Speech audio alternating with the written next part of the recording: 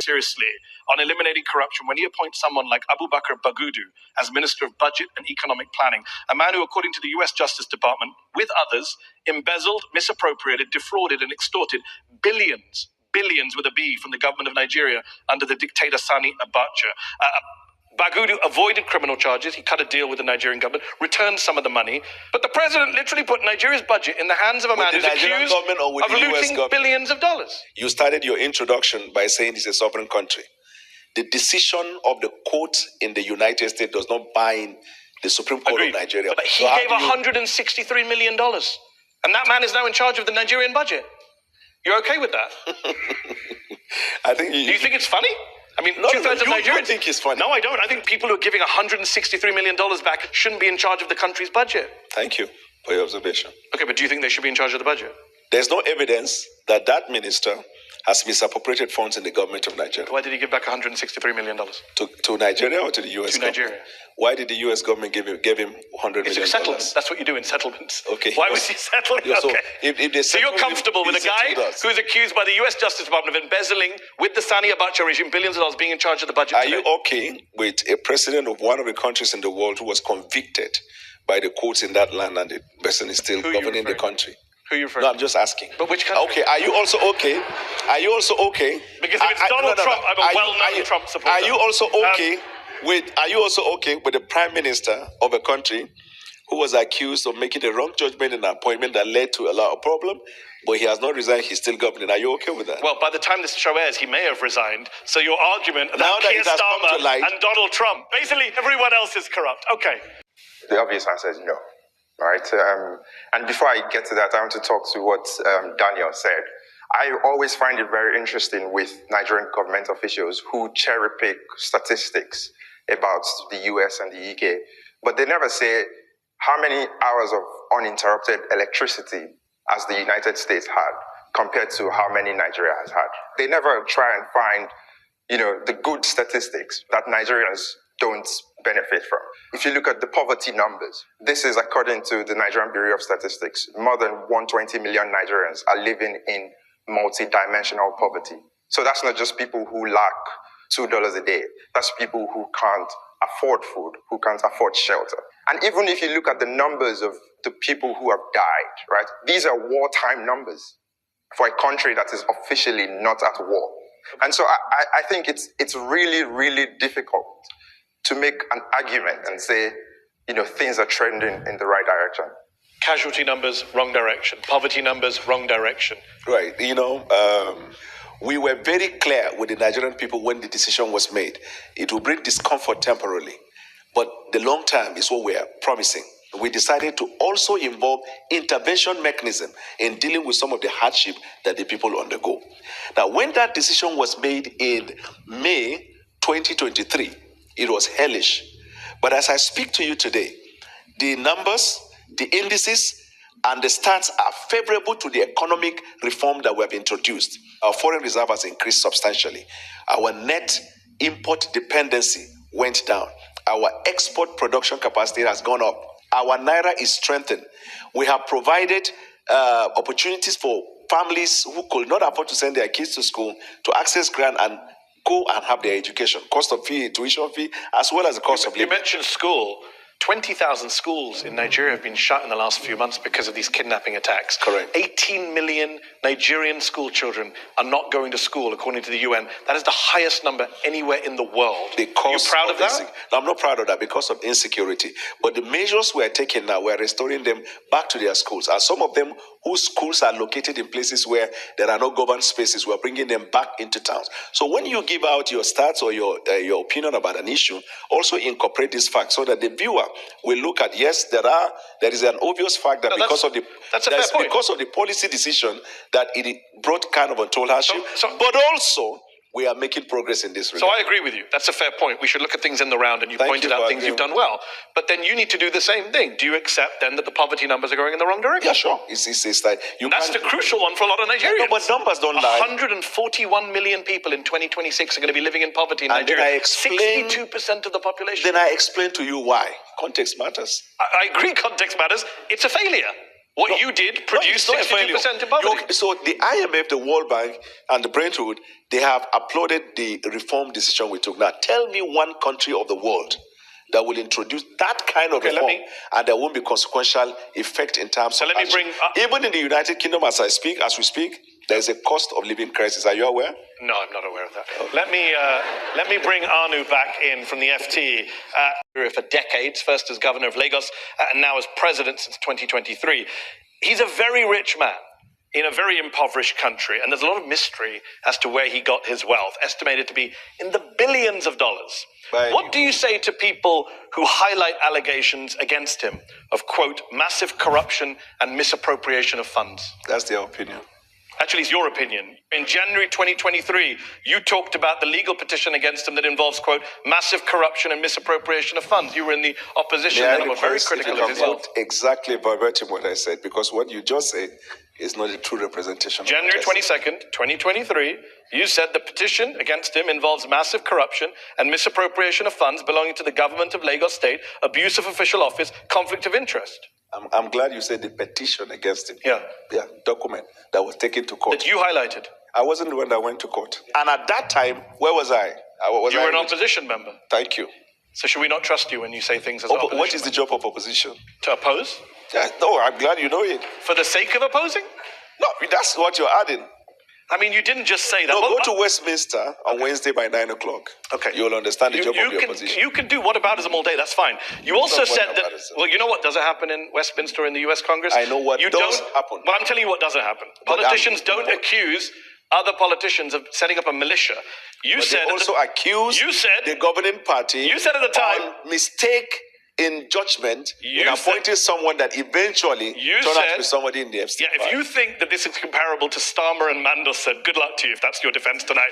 You said at the time that Tinubu started a militia to sway the election corruptly and that they even threatened you. So how can we take anything seriously you say tonight in his defense? Your opinion, Nigerians. So my opinion is your opinion. Sorry, Daniel, it's your opinion. That was litigated in Nigeria to conclusion, and then as a country we moved on.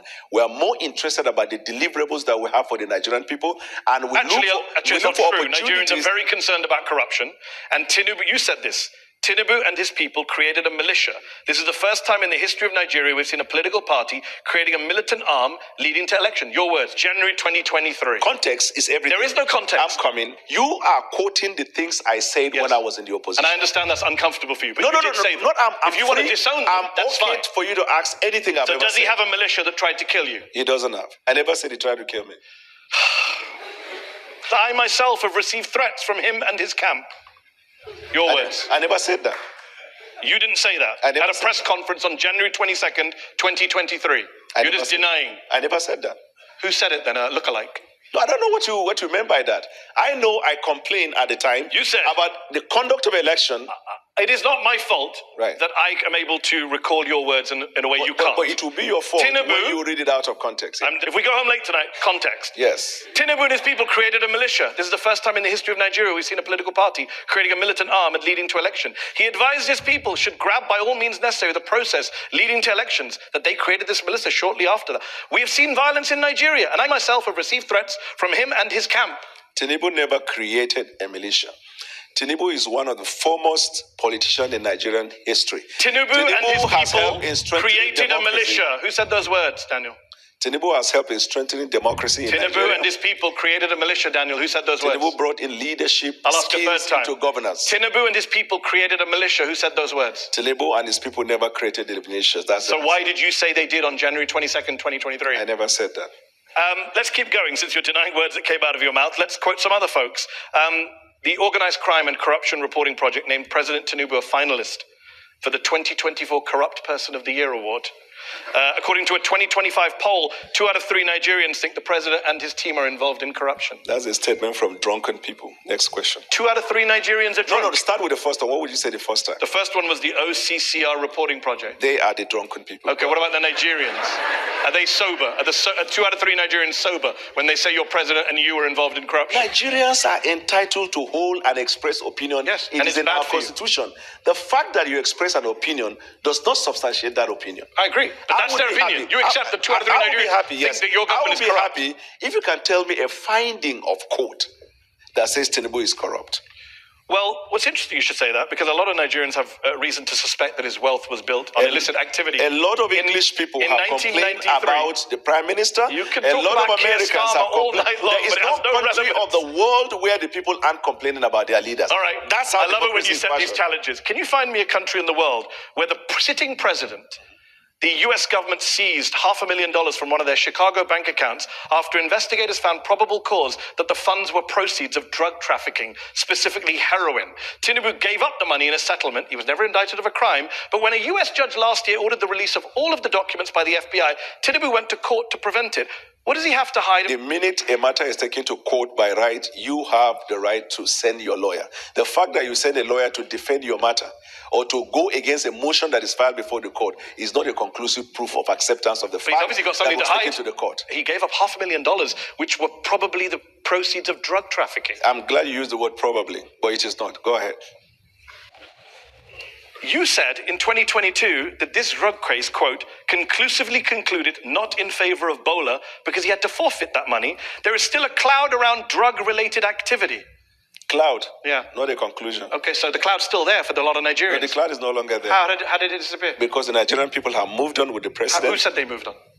The facts are there. Less than 10% of Nigerian voters voted for him. So that in Nigeria, he doesn't have some big mandate from the people that means that I can't ask you, why did he give back $500,000 to the US government, which were believed to be the proceeds of drug trafficking, and you believed they were the proceeds of drug trafficking? Why do you conduct a polling with 500 people and give a representation of the population?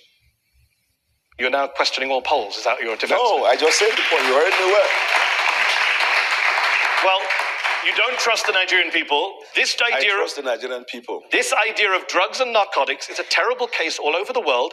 And if someone has that questionable character and is elected as president, what it means is that it will embolden people who are into those activities. That is why this person has to come out clean. You said those words. If somebody has that, thank God he doesn't have.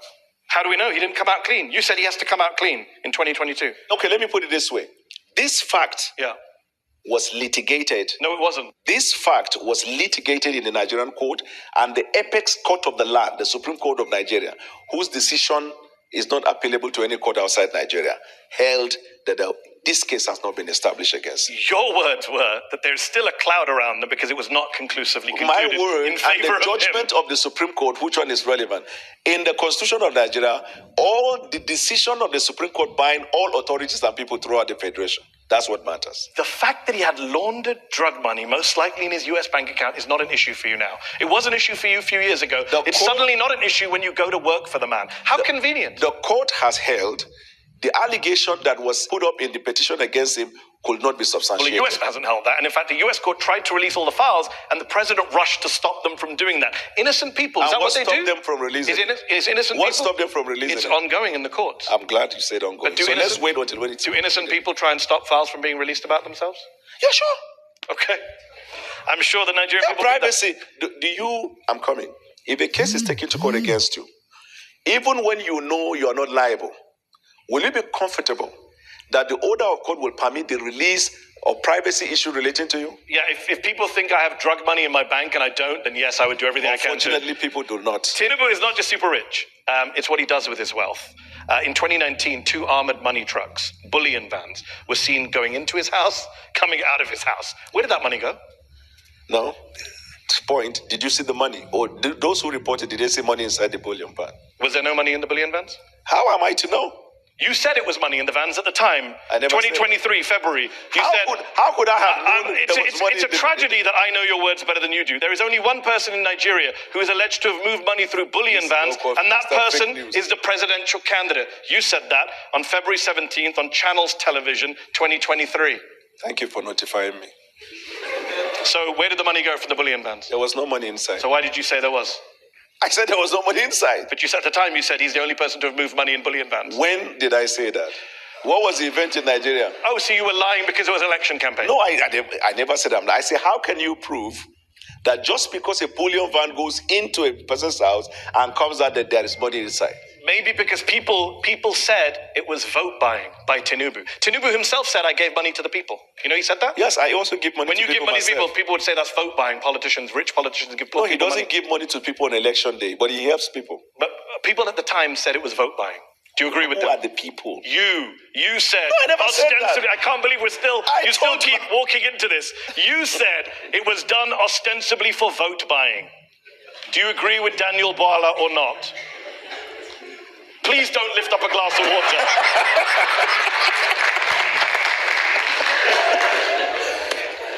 On the eve of the presidential elections, 2 cash-laden bullion vans, your words, were seen on the premises, which was ostensibly for vote buying. Your words, January 22nd, 2023.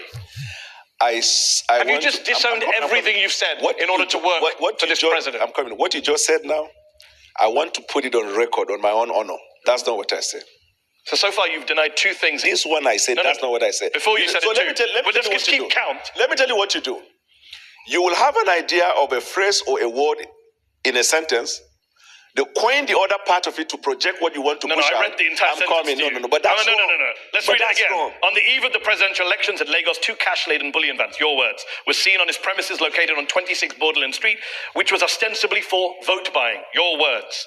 You can just say I don't agree with what I said, then I was lying for political I don't agree with what you said, yeah? No, with what you said. In fact, in 2023, you said that he bought his election. Did he buy his election? At the time, I thought. But when it was litigated in court, the court found that he didn't. So you thought he was vote buying and now you don't. You thought he bought his election, now you don't. In fact, you said it was so corrupt, the 2023 election, Tinubu's win, you said that you couldn't eat food for 3 days. I never said that. Where? Arise News, March 2nd, 2023. I became so sick for the past 3 days, I found it very hard eating food. I'm sure you have a mistaken identity. I never said that. You never said that you Why became would I not sick? eat? Win, lose, or draw. You eat your food and go to bed. I'm going to spend a lot of time enjoying social media after this show is done and aired. You're welcome. Let's turn to our panel, who are waiting patiently once again. I'm joined by Anu